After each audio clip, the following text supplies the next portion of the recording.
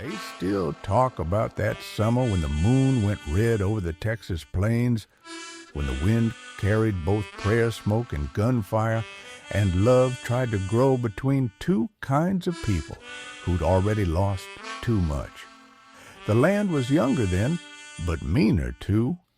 Every mile of dust and mesquite had a story written in it, most of them told in blood.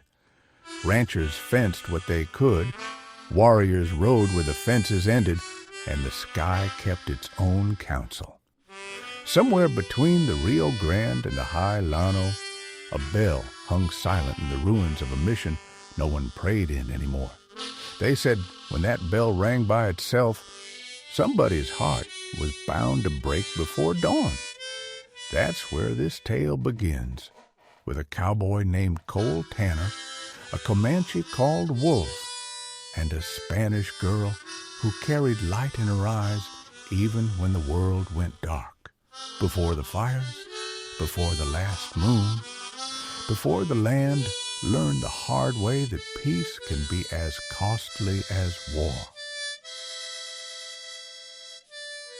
The moon was hanging low and red as a rusted spur, riding the rim of the world like it was tired of watching men make a mess of things. The prairie breathed slow beneath it, endless, quiet, and old enough to remember when buffalo thundered and no fence split the grass.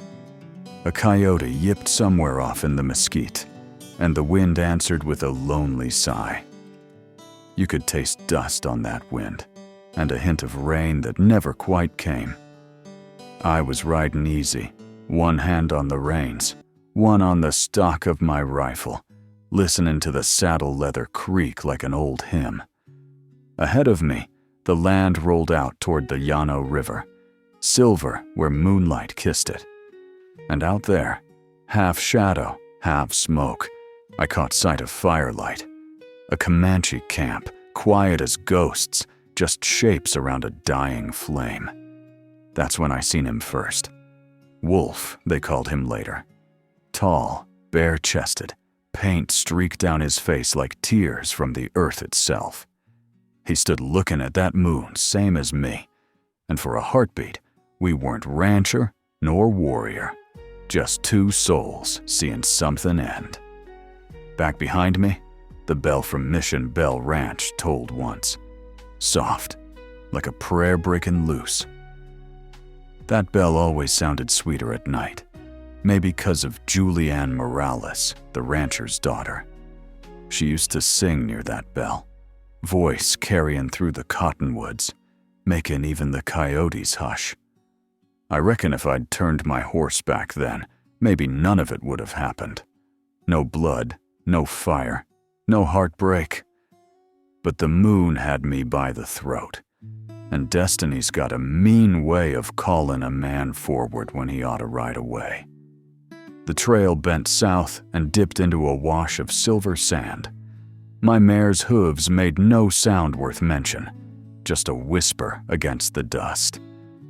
Out here, sound was a kind of company. You noticed it when it was gone. The stars looked close enough to grab, bright and sharp like the edge of a new blade. Somewhere to my right, the river murmured soft against the stones. It was the same song it had been singing long before we ever saddled a horse or strung a fence. I pulled up near a patch of prickly pear and swung down, letting the mare drink from a shallow pool.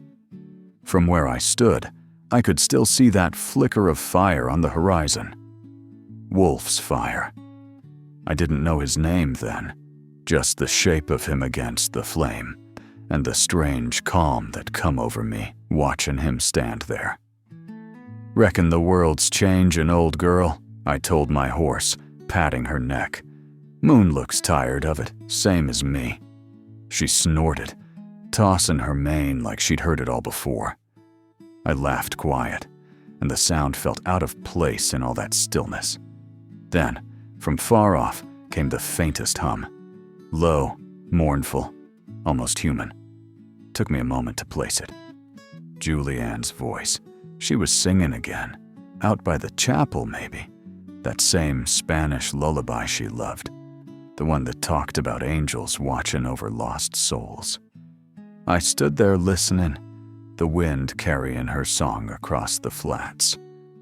Wolf must have heard it too, because I saw him lift his head, turning toward the sound like he knew her somehow. That song tied the whole damn land together for a minute. White man, Comanche, and the lonely moon above us. And just like that, I knew the night was changing into something else.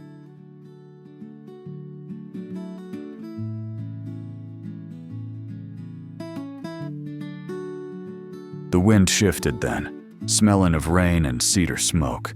I pulled my coat tighter and watched the clouds drag slow across the moon. They moved like herds of white buffalo, silent and heavy, herding that pale light across the sky. The fire out yonder flickered once, then went dark. Wolf and his kin had melted back into the hills, leaving only the memory of them in the wind.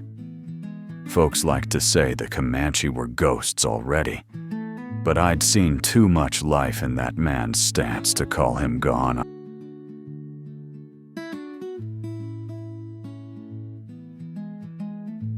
I saddled up again, taking the long way home. The trail wound between low hills, the kind that hid secrets.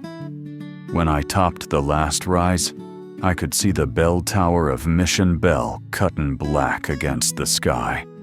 The bell wasn't ringing now, but I swore I could still feel its hum in my bones. Julianne was out front when I rode in, lantern in her hand, hair loose around her shoulders.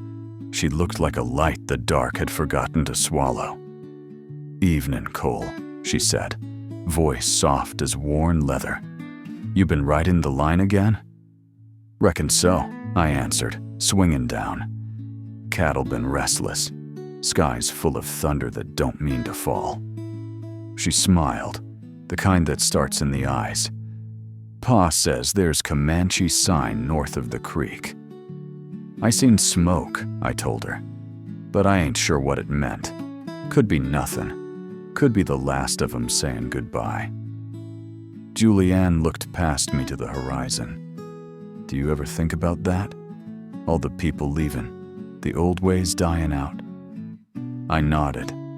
"Every night, ma'am. Moon keeps on rising, though. Maybe she's trying to remember for us." She laughed low. "You talk like a preacher sometimes, Cole Tanner." "Maybe," I said, "but I ain't never seen salvation come easy out here." She didn't answer right off, just lifted the lantern higher. The light caught the dust on my coat, the lines round my eyes. "You look tired," she said. "Come inside. Supper's still warm." I followed her up the steps. The porch boards creaked under my boots, and I could smell beans and coffee drifting through the open door. The light inside was soft, gold from the lanterns hanging low over the table. Her pa, Don Raphael, was there, hat off, gray hair slicked back like a man who'd seen both fortunes and storms. He glanced up when I walked in. "Evening, Tanner," he said. His English still had that music of old Spain in it. "You bring word from the North Line?" "Just quiet," I said. "Too quiet, maybe. Smoke on the ridge, nothing else." His eyes narrowed, deep-set and watchful. "Comanche." I shrugged. "Could be travelers, could be nothing. Can't say for sure." He pushed his plate back, the scrape of it loud in the silence. "These lands were peaceful once. Now every shadow looks like trouble." Julianne poured coffee into a tin cup and set it in front of me. "Pa, not every shadow means war." He frowned, but she just smiled that calm, sure smile that could cool a man's temper faster than rain on dust.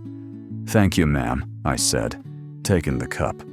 "Best smell this side of the Rio." She grinned. "You say that every time." "'Cause it's true every time," I said. and that earned a small laugh from her, soft and quick. The door rattled sudden with a gust of wind. The flame in the lantern shivered. Out beyond the porch, the bell tower stood dark against the clouds. Somewhere out there, the thunder was finally grumbling its way closer, slow and mean. Don Raphael rose, crossed himself, and looked out through the window. "There will be no peace until the land chooses who it belongs to," he murmured. Julianne looked from him to me, her voice quiet. "And who does it belong to, Cole?" I didn't have an answer worth saying. Outside, the first drop of rain hit the roof, lonely and cold. The rain came slow at first, tapping on the tin roof like a drummer finding his beat. Then it gathered itself, soft but steady, a curtain of sound between us and the rest of the night. I sipped my coffee, felt the warmth work down to the ache in my shoulders. Julianne leaned on the windowsill, watching the drops slide down the glass. "Funny," she said, "how the rain smells different every season. Tonight, it smells like iron." I nodded. "Ground's been thirsty a long while. It'll drink whatever it gets." She smiled without looking back. "You always got a line ready." "Ain't no line, ma'am." Just the way I see it. For a spell, neither of us spoke. The fire popped, throwing little sparks of light on her hair. She looked small against the big window, like she belonged to the storm and not to the house. "Cole," she said at last, voice low. "Do you ever wonder if this land remembers what it was before we came?" "Reckon it does," I said. "Every rock and river's got a memory. We just don't listen half the time." She turned then, eyes dark and thoughtful. "And what do you think it remembers?" "Blood," I said before I could stop myself. "And songs. Maybe both." The bell outside tolled once, slow and hollow, carried by the wind. None of us had pulled the rope. The gust must have done it. Don Raphael crossed himself again. "The mission remembers too," he said, voice rough. "It was built on a graveyard of promises." Julianne reached for his hand. He squeezed hers, then nodded to me. "See that the herd stays close tomorrow, Tanner. Storms breaking the fences." "Yes, sir," I said, standing. Julianne followed me to the door. The rain was steady now, smelling of wet dust and mesquite. I pulled my hat low, but she stepped close enough that I could see the lantern's reflection in her eyes. "Be careful, Cole," she said. "Pa won't admit it, but he's scared." "I am too." I touched the brim of my hat. "Don't worry none. I ain't looking to find trouble." She smiled, sad but true. "Out here, you don't have to look for it." I stepped off the porch into the rain. It was cold, clean, smelled like new earth and old sorrow all at once. The kind of rain that makes a man remember things he thought he'd forgot. My mare tossed her head, unhappy about the weather, but she stood her ground while I tightened the cinch. "Easy, girl," I said, rubbing her neck. "Ain't nothing out here but us and the thunder." Lightning split the sky in the east, showing the prairie for what it really was, endless and lonesome. For just a blink, I saw movement on the ridge, a horse, a rider, then darkness again. Could have been the wind playing tricks, could have been Wolf keeping watch. Either way, it set a weight in my chest that wouldn't leave. I swung up and turned the mare toward the north line. The rain ran down my coat, found its way into every crease and collar. Each hoofbeat made a soft thud in the mud, steady as a heartbeat. Out past the cottonwoods, the trail split. One road led to the bunkhouse and a dry bed. The other followed the river bend, where I'd seen that fire earlier.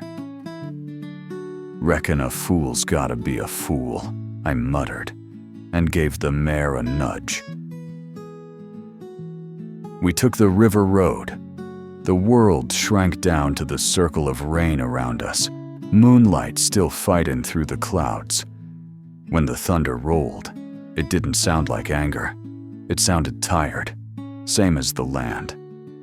After a while, I spotted a glow again, faint and low near the water.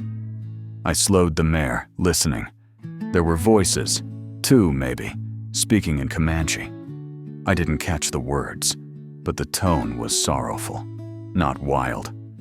I dismounted, leading the horse through the brush till I could see. 3 riders sat around a small fire, cloaks drawn up against the storm. Wolf was among them. He was younger than I'd thought, no more than 20. Face painted but eyes calm, like he'd already seen every ending a man could see. One of the others noticed me, said something quick. Wolf looked up and our eyes met across the firelight. Neither of us moved. Then he spoke, quiet but sure. "You ride alone, cowboy." "Seems that way," I said. "Ain't looking for a fight." He nodded once. "Good. None here tonight. Only rain." Wolf shifted a stick in the coals, and sparks climbed into the rain like tiny prayers trying to reach the stars. "This land," he said, "belongs to no one. Men fight for it, die for it, and still it goes on." I eased down off my mare and crouched near the fire. Can't argue that. One of his companions watched me close, hand never leaving the handle of his knife. Wolf lifted a hand, and the man settled. "You ride from the big house," Wolf said. "The one with the bell?" "That's right," I told him. "Work the herd. Keep fences mended." He smiled, but it wasn't unfriendly. "You meant fences between men too?" I had to laugh at that. Try to sometimes. But folks got a habit of tearing down faster than I can fix. He nodded, eyes on the fire. "My father says your people build walls because they fear the wind." "Maybe," I said, "but the wind's got a mean way of taking what it wants." For a moment he looked up at me, and I swear the rain eased off, like it was listening. "You have seen too much death," he said. I stared into the flames. "We all have." Wolf reached into a pouch and pulled out a feather, black with a white tip. He held it toward me. "From a crow. It sees the road ahead. Take it I didn't move right away. Gifts out here always meant something." "What's it for?" "To remember," he said. "When the moon dies, another is born." Not all endings are endings. I took the feather, tucked it inside my coat. "I'll remember." He stood then, tall and quiet, rain rolling down his shoulders. "Go back to your woman at the bell. The storm is not yet done with any of us." I mounted up slow, the firelight flickering on the wet grass. "What about you?" I asked. "We wait for the thunder to choose a side," he said. I rode off into the night, the sound of the river following me like an old song. Behind me, their fire dimmed to a single ember, the last heartbeat of the world I didn't yet understand. The rain quit sometime before daybreak. I knew, because the quiet woke me, the kind of quiet that comes after the sky's done weeping. The air smelled new, sharp with sage and river mud. The mare snorted when I patted her neck. "You ready to see what's left of the world, girl?" She flicked an ear like she'd heard that question too many times. We climbed out of the river bottom and up onto the flats. The first light was coming through the clouds, pale and tired, spreading thin across the wet grass. Off towards the south, smoke lifted in a lazy column. Wasn't from Wolf's fire this time. This was black smoke, wood and tar, man-made trouble. I pushed the mare into a trot, heart knocking faster with every step. The closer I got, the more the smell changed. Burnt hay, scorched leather, a touch of iron that always follows fire. When the ridge fell away, I saw the outbuildings of Mission Belle spread below me. The bunkhouse was standing, but the hay barn looked like a ghost. Charred ribs of timber poking at the sky. I kicked the mare into a run. Julianne was out front with a bucket in her hands, soot streaked on her face, hair wild in the wind. "Cole," she called when she saw me. "We tried. Pa, the hands!" I slid down and took the bucket, tossed what was left of the water against a smoking beam. "Anybody hurt?" "Just one of the hands. Burn on his arm. He's inside. Pa's right into the sheriff now." "Did you see who did it?" She shook her head, eyes bright with fear and anger. "They came before dawn. Faces painted, horses fast. They didn't kill, just burned the barn and rode off." I looked toward the north, where the hills rose in blue shadow. "Could have been Wolf's people," I said. Julianne's jaw tightened. "You said they were leaving." "You said it was over. I thought it was," I told her. Maybe I was wrong. She turned away, arms folded against herself. "If they come back, Pa will call the Rangers." "You know what that means." "Yeah," I said. Low. "I know."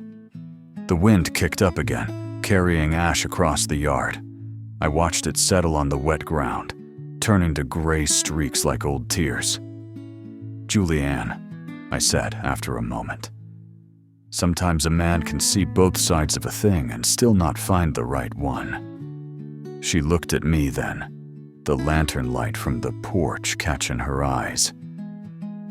"Then you'd best find it soon, Cole Tanner, before this place eats itself alive."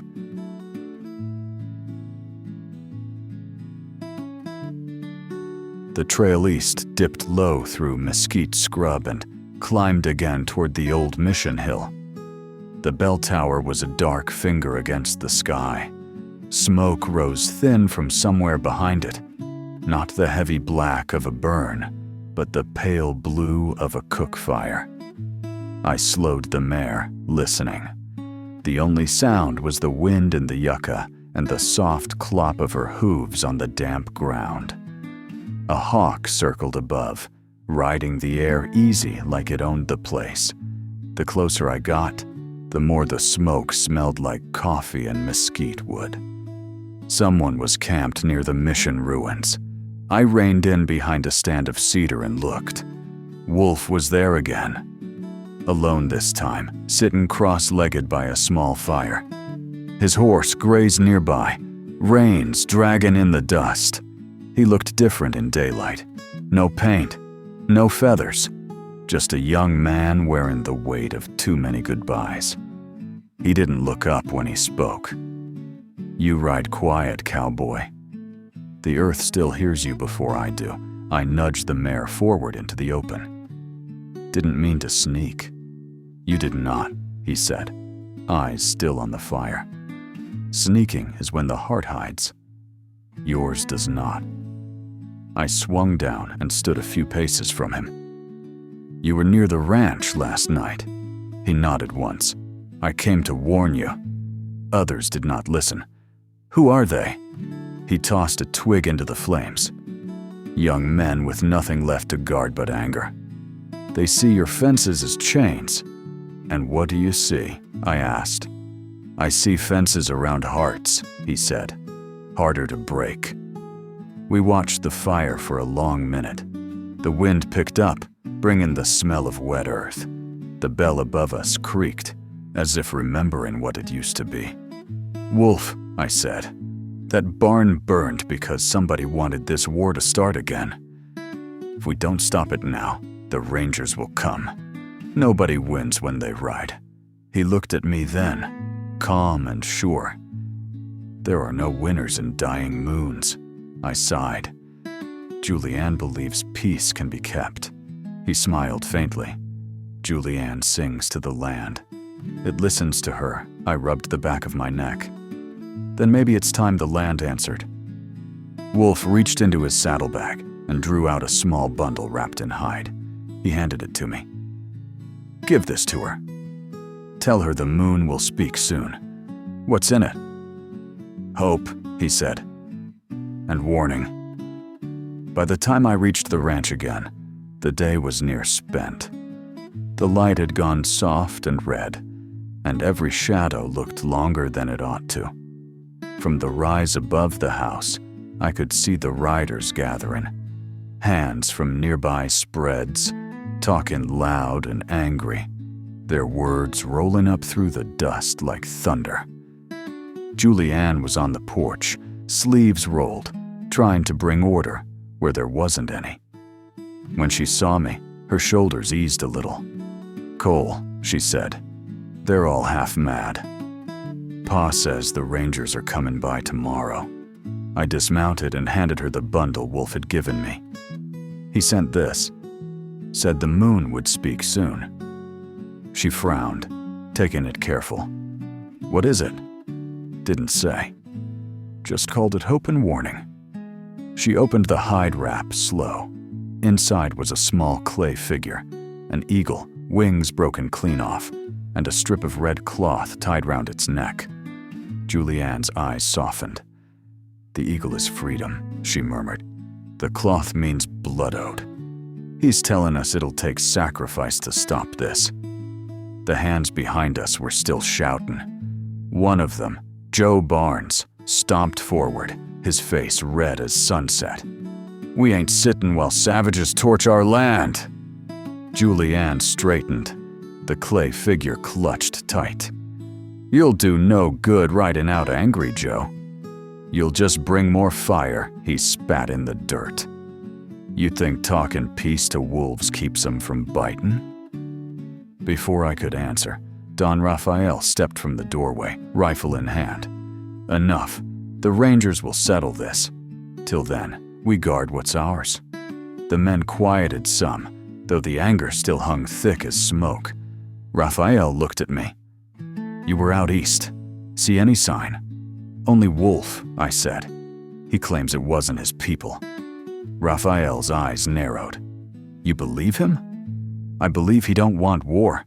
He grunted, unimpressed. What's got nothing to do with it? Tomorrow we see justice done. I looked past him toward the hills, where the moon was already crawling up, pale and round. For the first time I noticed it wasn't full anymore, just a thin slice of silver, like a blade waiting to be drawn. The next morning came slow, painted in gray and gold. The rain clouds had drifted east, but the smell of smoke still clung to the valley. I was already in the yard when the Rangers rode in. 4 of them, dust-coated and quiet. The kind of men who spoke more with their eyes than their mouths. Captain Jericho Pike led them. Tall, with a scar that ran from his jaw to the collar of his coat. Voice rough as gravel from years of shouting over gunfire. Which of you's Cole Tanner? He asked. That'd be me, I said. He studied me a moment. Sheriff McCord says you tracked sign east. I did. Found Wolf. He said it weren't his people. The captain's mouth twitched. Not quite a smile, not quite disbelief. I've heard a lot of men say it ain't their people while the barns still smoke. You'll ride with us and point the way. Don Raphael stepped out onto the porch, coat buttoned like armor. Captain, I expect you'll see justice served. Pike tipped his hat. Justice rides with us, senor. Sometimes it just rides slow. Julianne stood behind her father, eyes fixed on me. I gave her a small nod, just enough to tell her I'd do what I could. We rode north by noon, following the tracks Wolf's band had left in the mud. The land opened wide again, miles of dry wash and mesquite, the wind humming low, like it knew the tune of every sorrow there ever was. One of the younger Rangers, a boy named Cutler, rode close and said, "You really think these Injuns want peace, Tanner?" "I think they want to live," I said. "Same as us." He spat. "Seems like living comes expensive out here."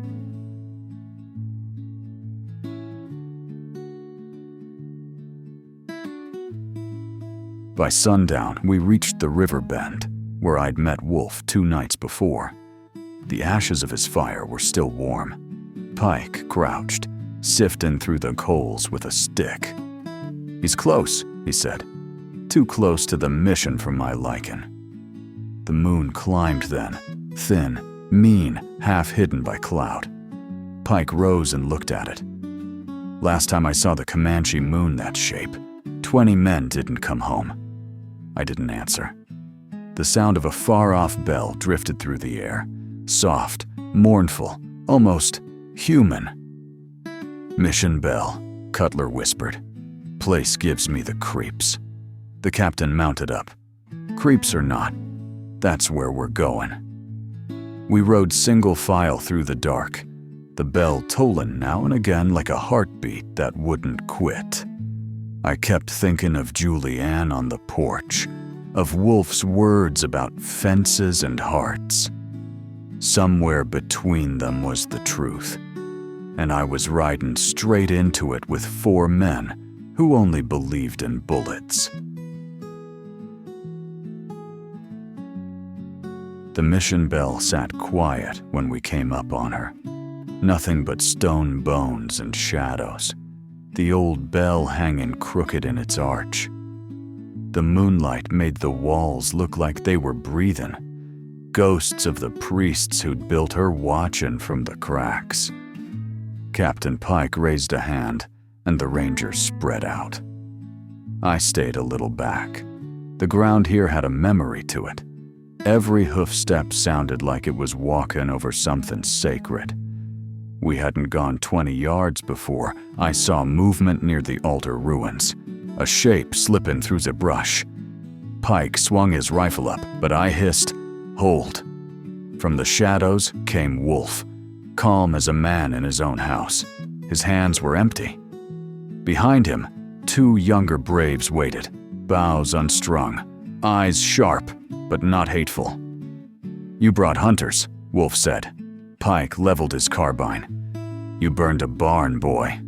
That makes you the hunted wolf didn't flinch. Fire was not ours. We came to speak." "Talk's cheap," Pike growled.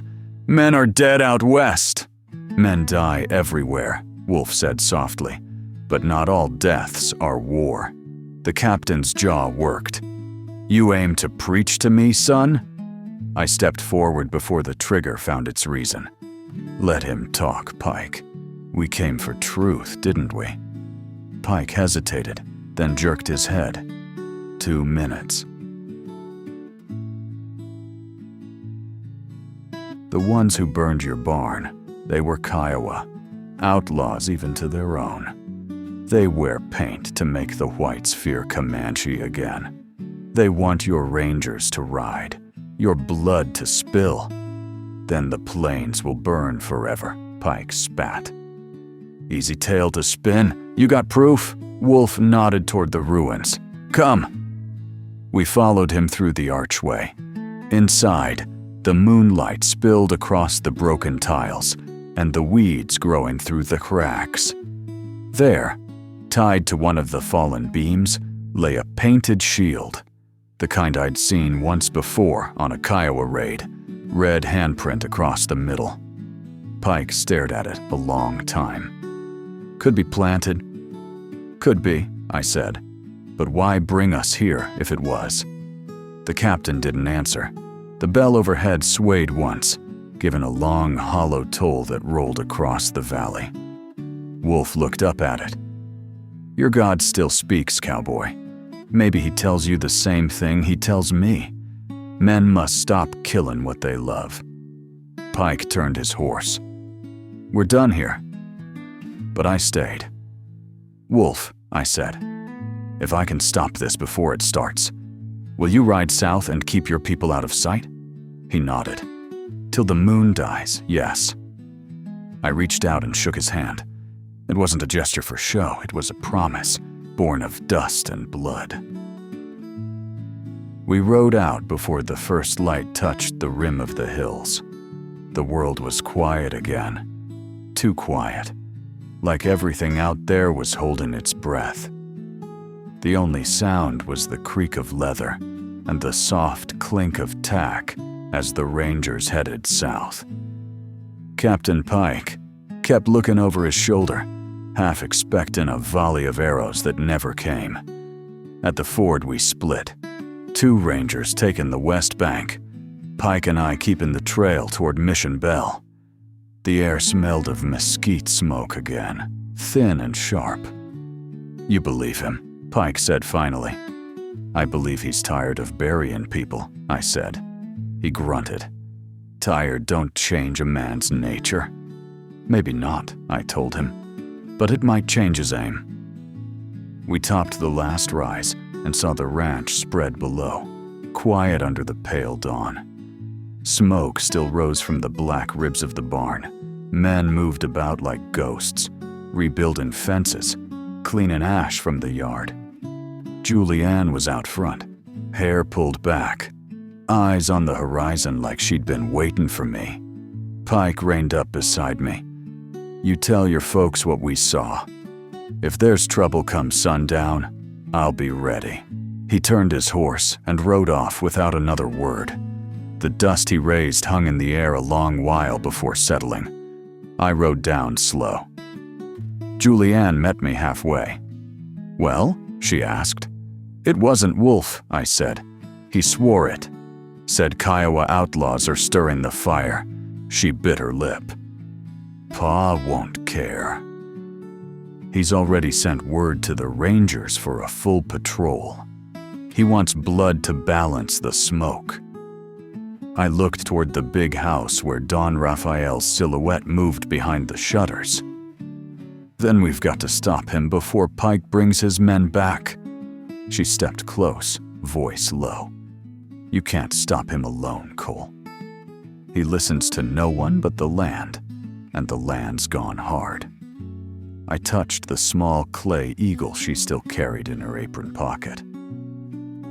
"Then maybe we let the land speak." Her eyes softened. "You sound like Wolf.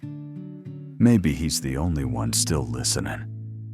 The wind shifted, carrying the distant cry of a coyote from the hills. The sun broke the edge of the clouds, light spilling across the valley in bands of gold. For a moment, everything looked peaceful, burned, but not broken. I didn't yet know that before the next moon rose, the valley would be red again. The next night, the wind came back, mean. It carried the smell of rain and gunpowder, though no shots had been fired yet. Don Raphael had the hands saddled and ready, rifles oiled, faces drawn. The Rangers were due by sundown. Julianne stood on the porch, white shawl wrapped tight, eyes fixed north where the Mission Belle tower showed faint against the storm. "Cole," she said, "they'll meet him there." You know it, I knew. Wolf wouldn't run forever, and Raphael wouldn't forgive. I took the mare and rode out alone. The hills were dark, and thunder rolled like a drum calling both sides to prayer. At the mission, I found Wolf waiting, the half-moon above us, sharp and cold. "Your people are coming," he said. "I came to stop them." He smiled, sad. "Can you stop the wind?" Before I could answer, I heard hooves behind me. Raphael's men, torches flaring. The Rangers with them, Pike at the lead. The first torch hit the dry brush, and fire crawled fast. Julianne rode through the smoke, hair loose, voice cutting the wind. "Stop this. You'll burn the valley to ash." Raphael froze at the sight of her, rifle half raised. "Get back!" Wolf stepped forward, palms open. "No more blood." A shot cracked. No one saw whose hand pulled the trigger. Wolf staggered, then dropped to his knees. Julianne screamed and ran to him. I caught her before she reached the flames. Wolf looked up once, eyes clear. The moon knew again soon. Then he was gone. The storm broke wide then, rain pounding the fire, thunder drowning every voice. When it passed, the bell swung free, tolling soft, one last prayer for the lost. Raphael knelt in the mud, rifle forgotten. Julie Ann stood beside him, tears mixing with the rain. I set Wolf's feather on the altar stone, its white tip shining under the lightning. By dawn, the valley lay quiet. The fires were out, and the land smelled clean again, like maybe it forgave us. Julie Ann took my hand. What now? We rebuild, I said. Fence the land if we must, but not our hearts. Far off, the bell rang once more, clear, strong, alive. The mission had found its voice again. When the last Comanche moon rode high, and the prairie slept in firelight sighs, a cowboy prayed where the crosses fell, for a girl who sang by the Mission Belle. Her hair was black as a storm-torn night, her smile a flame in the dying light, and her love was caught, 'tween heaven and hell, when the riders came to the Mission Belle. One man rode hard with a scar and a vow. One walked proud with a painted brow. Both sons of the same rough spell. Both bound to the sound of the Mission Belle. So if you ride where the rivers wind, and you feel the past brush close behind, tip your hat and wish them well, the souls who sleep by the Mission Belle.